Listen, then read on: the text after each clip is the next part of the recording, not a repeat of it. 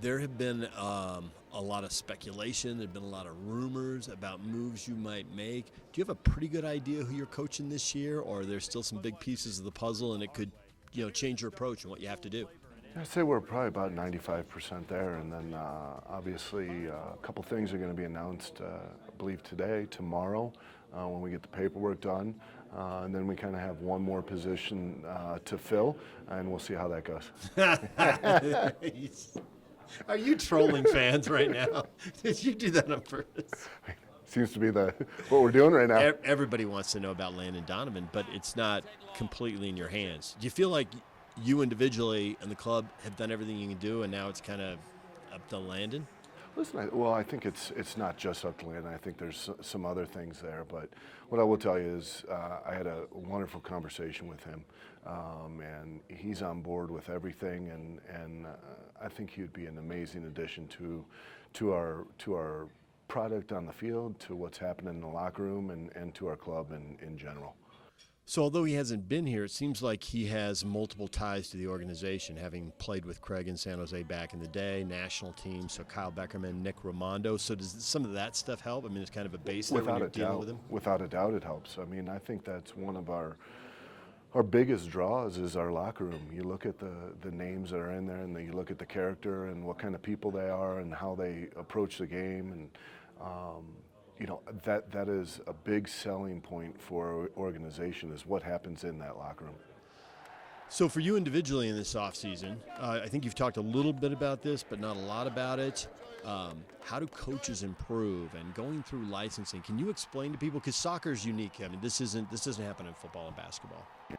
Well, I mean, this is my fourth year as a head coach, and the league's changing, everything's changing, the front office is changing, the rosters are changing, and so you always have to look to improve. And every year I try to self-reflect and look at areas I can improve. Obviously, with this U.S. coaching pro course, it was an opportunity to better myself, and better myself not just on how I coach training sessions, but how can I be a better leader with my staff, a better leader with our players, a better leader with our organization. And it was extremely eye-opening.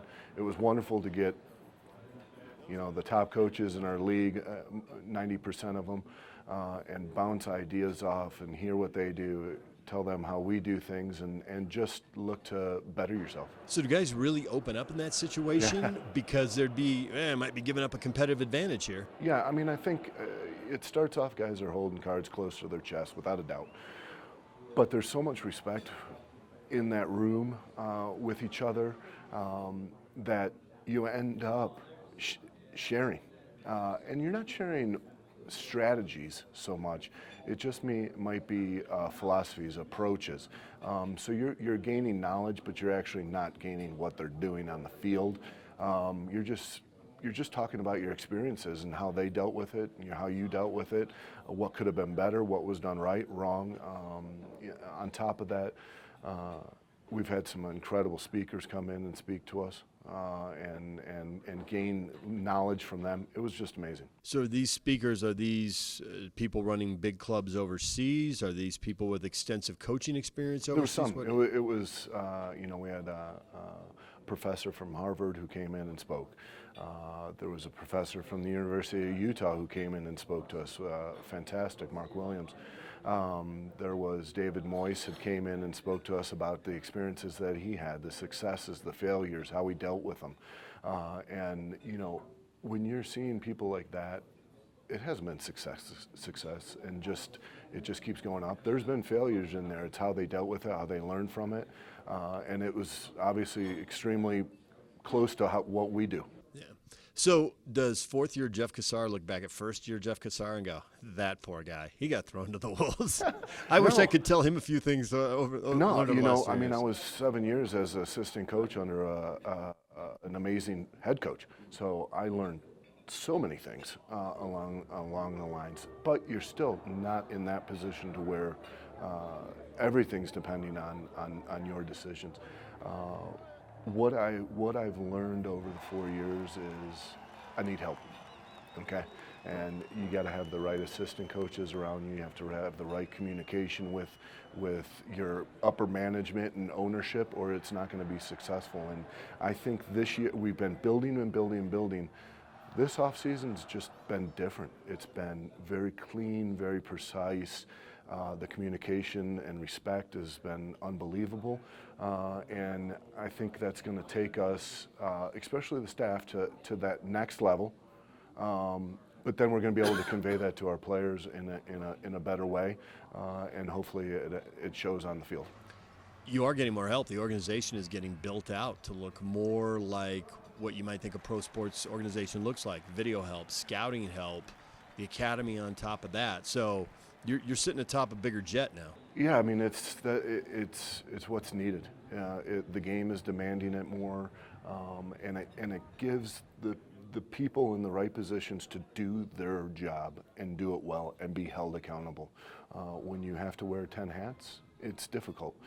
When you have to wear 1 or 2 and you're held accountable, that's the way you want it. And there's pressure on us, but we're more zeroed into exactly what each individual is going to be held accountable to. Seems like there's more heavy lifting for you to do. You're going to have some new faces here, some long-established faces and voices who provided leadership are gone. So it's not a completely new team, but it does seem like a very different team. Yes, I mean the answer is yes, but I think it's an opportunity for people to have larger voices that maybe didn't before. And I'm excited for them because they're amazing people, they're amazing character, and they're great professionals. And when their voice is heard, it's going to be new, obviously, but I'm excited about that, and I'm excited for them to take their next step too. Yeah.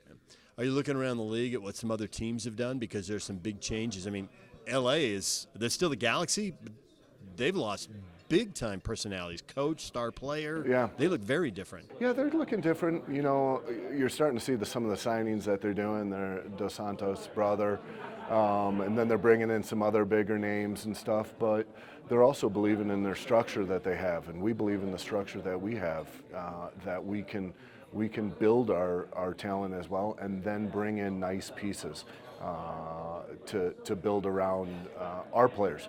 And that's exciting.